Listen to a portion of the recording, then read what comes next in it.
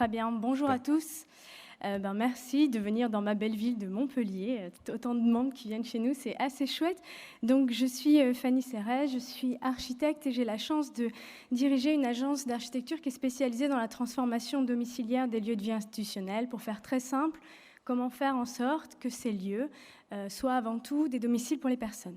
Et puis, je pourrais ajouter, donc, pour avoir eu la chance de travailler pendant de nombreuses années avec Colette Hénard, consultante en gérontologie sociale lyonnaise, qui me rappelle souvent que les personnes âgées n'existent pas, il n'y a que des personnes qui ont un certain nombre d'années, donc j'ajouterais, je suis une personne âgée de 37 ans.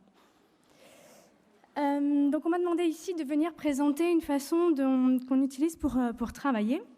Donc ces lieux de vie, c'est une tâche qui est un peu compliquée parce qu'en fait, notre job consiste à faire des lieux dans lesquels personne ne veut ni vivre ni travailler. Donc en fait, c'est un peu compliqué. Et en même temps, on se dit comment est-ce qu'on va pouvoir s'intéresser finalement à ce qui a du sens pour les personnes. Donc la plupart des personnes veulent vieillir chez elles, 95% selon les textes. On se dit, ok, donc soit on peut tout de suite s'intéresser à l'EHPAD, aux maisons de retraite, peu importe le nom qu'on donne, ou alors on peut se dire qu'est-ce qui crée tellement de désir pour rester chez soi. Alors on se dit, c'est peut-être ça, par exemple. En tout cas, les gens veulent rester chez eux. Et finalement, la raison qui fait que les gens veulent rester chez eux, et je vous invite à regarder les super reportages de Leroy Merlin-Sourd, J'y suis, j'y reste, sont très dépendants de chaque personne. Qu'est-ce qui fait que quand vous êtes chez vous êtes bien chez vous? Est-ce que c'est le fait de pouvoir boire ce que vous voulez? Est-ce que c'est la vue que vous avez depuis votre maison? Est-ce que c'est l'histoire de vie dans la maison? Tout ça est très, très personnel. Et finalement, ce qui est bon pour les personnes âgées, je n'en sais rien. Par contre, l'expérience nous a montré qu'eux le savent très très bien. Il suffit de leur demander et on est en capacité, c'est compliqué sur la question du cadre de vie parce que très souvent, il y a des genres de questionnaires de satisfaction. Vous savez, on dit qu'est-ce qu'il faudrait changer dans cet EHPAD? Alors souvent, les gens disent « Oh, rien du tout, c'est très bien, c'est très bien ». Et donc, ça donne l'impression qu'il n'y a pas de désir. Et pour autant, on se dit quand on commencerait à s'intéresser de manière assez différente à qu'est-ce qu'on aurait envie d'avoir dans son espace à soi, alors les personnes commencent tout doucement à parler. Donc on a développé ce petit atelier qui s'appelle Mon Logement. Notre petit challenge, c'était des personnels qui nous disaient « ça sert à rien de vouloir mettre les personnes autour de la table, entre Alzheimer, ils n'ont pas la parole, etc. » On a dit « alors attendez, on a la chance de travailler dans le champ de l'autisme, avec des personnes qui aussi sont non-verbales. Et c'est pas parce que les personnes ne peuvent pas s'exprimer, voire même ne peuvent pas entendre, et puis peut-être pourquoi pas ne peuvent pas voir, qu'on n'est pas en capacité d'aller chercher ce qui est important pour elles. Donc on a développé, c'est une pièce vide, et il y a toute une série de meubles, et les personnes sont libres de mettre dans cet espace ce qu'elles aimeraient avoir. Ce qui est assez impressionnant quand on fait ça, c'est que après on scotche, en général, maintenant on a trouvé des nouveaux dispositifs, mais même avec des troubles cognitifs très avancés, même quand il n'y a plus la parole, quand les gens sortent avec ce qu'ils ont créé, les professionnels peuvent dire qui a fait quoi, à quel point l'identité s'inscrit. Madame Machin a mis sa machine à coudre qu'elle voulait d'ailleurs dans sa chambre, mais que les enfants ont jugé inutile parce qu'elle ne peut plus coudre. Oui, mais dans ma machine, il y a mon histoire. Et puis des personnes qui disent à ce moment-là, excusez-moi, notamment des anciens foyers logement transformés en EHPAD, à quel point ils sont contents d'avoir un espace un peu plus grand, à quel point ils sont contents d'avoir un petit frigo, un petit évier, de pouvoir préserver leur rôle social, même quand ils sont alités. Et puis, on se dit, donc, il y a ceux qui habitent ici, aujourd'hui. Puis, vous savez, un peu pragmatique, quand on est architecte, on commence à faire le projet. Entre le moment où on commence, le moment où c'est livré, il y a déjà 5 ans, peut-être que tous les habitants qu'on aura consultés ne seront plus présents sur cette terre. Donc, on se dit, OK, et en plus, l'établissement va payer pendant 30 ans son prêt pour tout ça. Donc on a intérêt aussi à s'intéresser à la génération qui arrive. Que veulent les gens qui arrivent? Qu'est-ce qui pourrait leur donner envie de déménager? Donc on a créé toute une série de jeux de cartes comme ça, sur des critères de désirabilité, autour de la notion du chez-soi, des services, de la vie quotidienne, etc. Et il ressort toute une série de choses. On fait faire le même job aux professionnels de l'EHPAD de manière séparée, et puis après on confronte les représentations. Et ce qui est assez fort, c'est qu'on voit bien que les gens ne veulent pas de la vie en collectivité, les gens ne veulent pas qu'on leur impose le repas, les gens ne veulent pas vivre avec d'autres vieux, les gens veulent être, en fait, ils veulent ce qu'ils voulaient avant.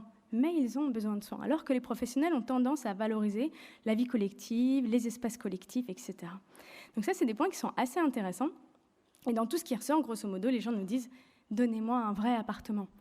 En tout cas, ça, c'est ce qu'ils nous disent sur certains territoires. Alors, quand j'ai présenté ça la semaine dernière en présentation de ce colloque, entre-temps, on a fait la même concertation à Paris, où la moitié des personnes qui habitent là sont des anciens SDF, plutôt jeunes, et eux s'en fichent totalement d'avoir un appartement, voire même d'avoir un livre, voire même d'avoir une salle de bain. Ils n'ont jamais eu ça.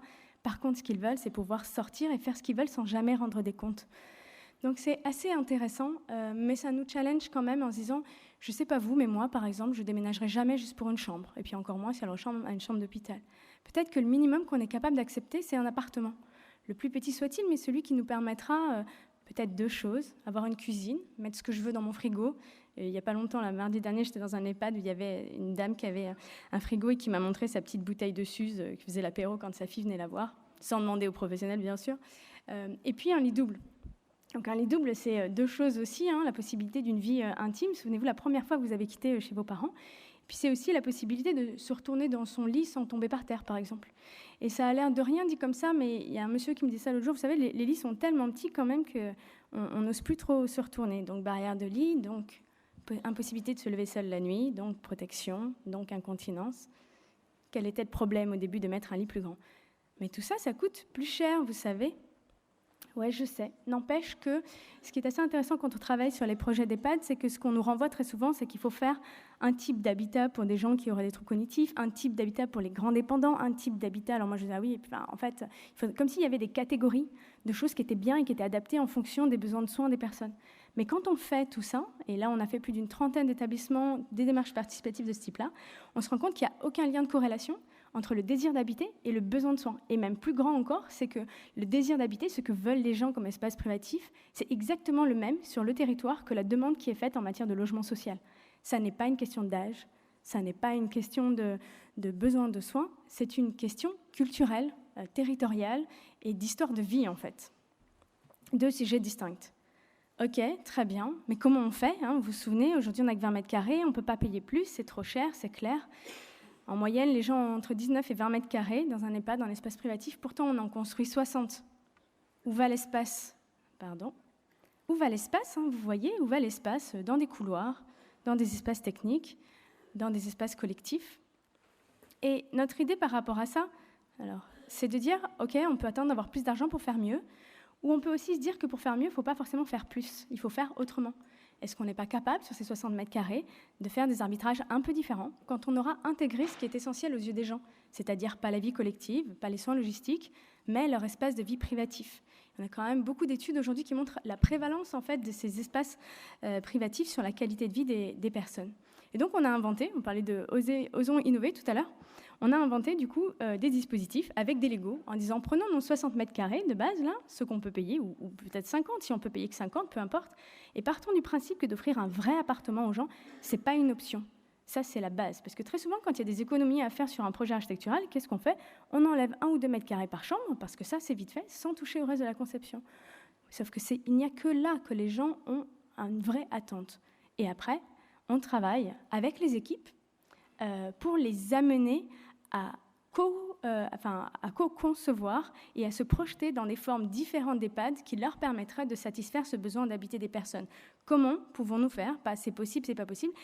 Comment pouvons-nous faire pour assurer ça? Et si on ne doit plus avoir de couloir par l'intérieur, par exemple, si on décide d'arrêter de tout connecter par l'intérieur pour pouvoir redonner à prix coûtant plus d'espace dans les chambres, ça veut peut-être dire s'organiser de manière différente, sortir, etc. Est-ce qu'on en est capable? Ou plutôt, dans quelles conditions pourrions-nous le faire? Parce qu'en fait, satisfaire ce qui est important pour les personnes, ce n'est pas une option. Et de voir qu'on est capable aujourd'hui, avec ce type de dispositif, qui mobilise l'intelligence collective et qui part du principe que ce qui est essentiel aux yeux des personnes, ce n'est pas une option, on est capable, à prix coûtant, de réinventer des modèles dans lesquels les professionnels, à la fin, nous disent « Ah ouais, je viendrais bien travailler là.